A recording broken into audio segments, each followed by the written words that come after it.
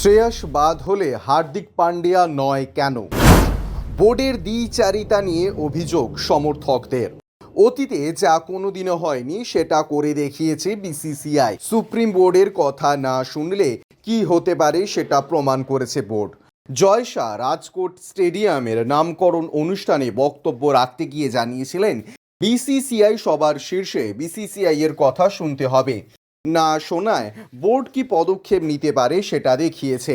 শ্রেয়স আইয়ার ও ঈশান কিশনের নাম কাটা গিয়েছে, তবে বিসিসিআই এই সিদ্ধান্তে মোটে খুশি হয়নি সমর্থকদের একাংশ। তারা জয় শাহ এবং বোর্ডের বাকি সদস্যদের কড়া নিন্দা করেছেন। বিসিসিআই জানিয়েছেন, ঈশান কিশন এবং শ্রেয়স আইয়ার যে কেন্দ্রীয় চুক্তির তালিকায় নেওয়া হবে না সেটা আগেই সিদ্ধান্ত নেওয়া হয়ে গিয়েছিল।